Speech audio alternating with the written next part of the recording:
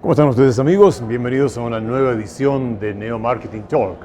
Hoy vamos a conversar sobre lo que es las noticias en el entretenimiento y cómo estas además se manejan en lo que es este relacionamiento de las marcas y lo que está aconteciendo. Estoy precisamente en mi celular, en BuzzFeed.com, y de hecho estaba muy entretenido antes de empezar este diálogo en cómo se veían los 17 cantantes en su primer video y en lo más reciente. Pero bueno, para conversar de esto, tengo precisamente nada más y nada menos que Reid, who is the Executive Creative Director of this gorgeous, how we can call, it's a website, entertainment news, how we define BuzzFeed? We see ourselves as a media and tech company. All right. So content is our main business, and we put out content across our website, but then across most social media platforms as well. And then more recently, our business has evolved to actually include consumer products, events, right, and affiliate commerce and shopping business streams as well. All right, so that means that is one of the sides that we normally know about your company is all this news related and entertainment. But beside that, we have another part that you're working on. Right. So yeah, BuzzFeed News we sort of see as the backbone of our business. It delivers fantastic news reporting around the world. It also has an investigative news division. And so really it stands for a lot of principles that we have, a lot of values that we have as a company. That's not my world at all. There's other people managing that fantastic side of our business. My focus is more on our entertainment and our lifestyle content. So some of the things that BuzzFeed is sort of well known for, let's say lists and quizzes, the sort of early content did on the BuzzFeed website, which is still a hugely important part of our business.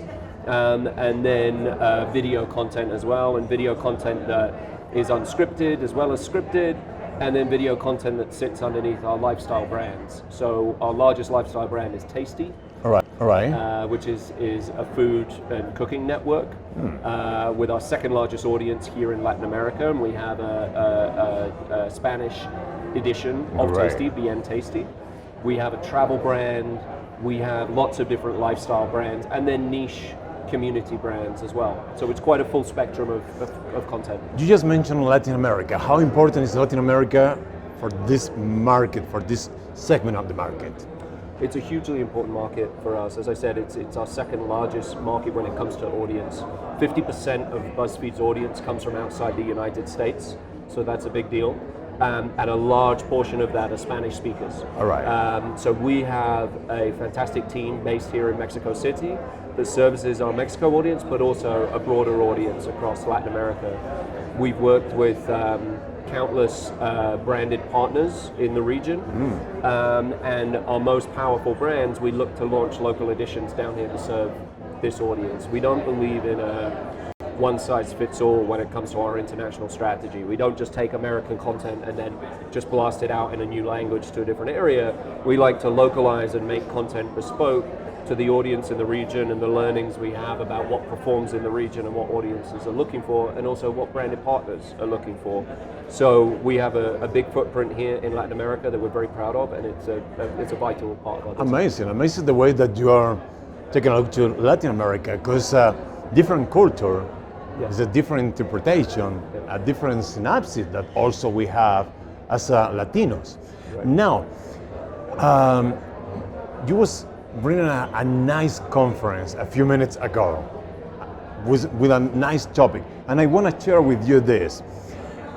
Content creation and consumption is high on that content. How can publishers and marketers break through? Right. I mean, social media is vast. It's huge. 50% of the world consumes social media. I'm sure pretty much everyone at this conference depends on social media.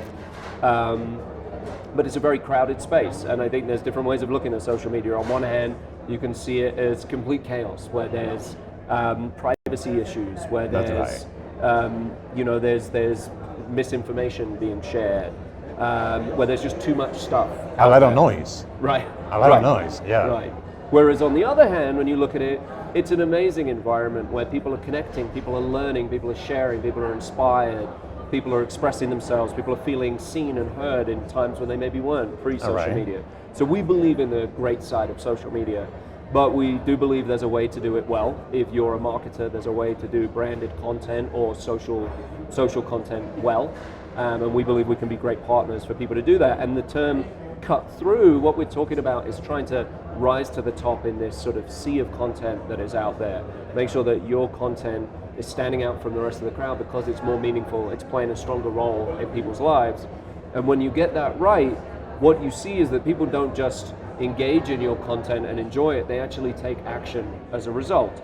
So if you were to take a piece of our content that we would publish under our BN Tasty franchise, which is now the largest food network in the world, if we were to publish a cooking recipe, success for us isn't just when someone watches that recipe, it's when someone actually buys the ingredients and makes that recipe and enjoys the food. And so that's what the talk today is about, is sharing some of our secret sauce and some of our best practices to help publishers and help marketers create content and publish content that goes beyond just mass reach, that really goes beyond engagement and actually drives real world action. Now, in your presentation, you mentioned on your presentation what is the real connection with people, a true connection with audience. How do you get that one, and what do you recommend for the brands, and especially brands, that they wanna become a storytellers? Right. How you create that momentum? How do you create that real connection, the true connection with your audience? Yeah. Well, I think first and foremost it's vital to treat audience like humans, not segments. There's a temptation when it comes to advertising to think of gender, age, location. We think of demographics and we target demographics. Whereas social media is actually a place where people express their true identities. They may be Harry Potter fans, or love certain types of food, or have certain health concerns, or have certain issues with their own confidence. They're real people. That's how we identify. And social media is a place of real people expressing themselves. It's also a deeply personal space, right? Social media is a place where you have curated your friends, your family, maybe celebrities that you like, maybe hobbies that you're interested in, maybe even sort of guilty pleasures that you have. They all live in your social media. So if you're a brand trying to play in that space, you need to be mindful of what you're competing against. When someone's looking at updates about what their family is up to, what their friends are doing, a random ad popping up in the middle of that almost feels like an interruption, feels like a disruption. Right. And so I think it's very important to work extra hard to find out a way that you can connect with your consumers on social media. And it's easy to do if you look at their preferences, you look at what they're interested in, and you look at the data. And I think that's something that not enough marketers think about, is really understanding their audience and the preferences of their audience on the platforms they're trying to reach them when they publish content there. Now, if you missed the conference, that was a gorgeous conference done by Richard, please go to Advertising Week and you will see that gorgeous conference.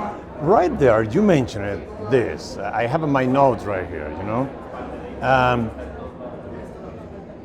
you mentioned that is how important is the real world action with consumers. Yeah. Can we go a little deeper on that? Sure.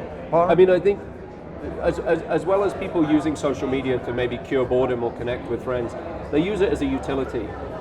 People want help in life, finding a great place to go, knowing what food to cook, knowing what beauty products should be used, knowing what TV shows to watch and movies to watch. There's so much choice out there, but discovery is very difficult. And so we feel that our role is to sort of curate the internet, to find the best bits for our audience and deliver it to people. And then when we get it right, we see people actually take action. And I think they take action because we built loyalty and we've built trust. We're not trying to force certain things on them. We're understanding their preferences and we're saying, well, because we know you, we think you'll like this TV show. And if we get it right, if they go and watch that TV show and they like it, we've built the trust that they'll come back and trust more things that we say. But for us, it's vital to maintain credibility and to always put our audience first, to always look at the way they're responding to our content, to see if they're taking action, and to really understand the insights that we have about them to make sure we are providing that service to them consistently. Now, as an executive creative director, what is one of the top challenges that you have, considering your industry? The industry is constantly changing. I think that is one. You know, we see changes to our algorithms on platforms. We see changes in brands' appetite to innovate or experiment in certain places. But it's not so much a challenge for us because I think BuzzFeed was born on the internet. We feel we know the internet better than anyone. Yeah. So we roll with those changes, and we actually like the challenge of it. We like to pioneer, and where technology changes often opens up great opportunity for us to innovate and try new things. But it's definitely something that keeps our finger on the pulse and keeps us busy. But other than that, I think it's less of a challenging space, just a very exciting space. I think social media is an incredibly powerful place for really, as I said, driving real world action. Considering the visual communication, how important are images for I would say a developer, marketing, entertainment place like your place? Yeah, I mean, it's a highly visual medium. I think technology in recent years has become so good that you don't wait for videos to buffer. Videos play instantly and they're fantastic quality. But having said that, there's still great power in written content. Our quiz content that we make, simple, fun quizzes, that business is thriving year over year. You know, it doesn't see a dip despite video growing.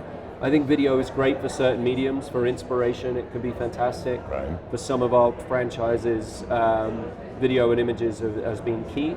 But we see a real healthy mix with the sort of content that our audience is consuming. Fantastic, great. Now, Richard, we are almost done with the interview. Okay. If we're on an elevator conversation, you know that is we're on advertising week. Yeah. We're on Neo Marketing Talk, and you have a 30 seconds before to go to the lobby. Okay. To talk to all your audience. We will sit right there, listen to you. Now we have a 30 second on that camera for you. Oh wow. What will you say about it? And the time is running now. The time is running out. Okay. I think what I would say is, you know, marketers should really embrace social media. There is a world of possibilities there, and I think the temptation is to think that social media should be used for mass reach. It should be used to just get as many eyeballs on something as possible. But we would encourage people to think more and work harder to actually try to achieve a meaningful relationship with the audience, to go beyond mass reach and to actually look to have a relationship and have impact in their lives. And when you get that right, the results speak for themselves. They are incredible and far more powerful than you find in other advertising mediums. Fantastic. How was that? That was Richard Reid. That was great. That was great. That was Richard Reid, our executive creative director from BuzzFeed. And I'm still reading the news right here. So I will see you next time. This is Neo Marketing Talk on Advertising Week. Thanks, my friend. Thanks very much. That was great. That was awesome. Excellent. Thank you very much. Let us continue talking. So they're recording a little. Okay. Excellent. All right, guys. You just let them know we're out, right? Super.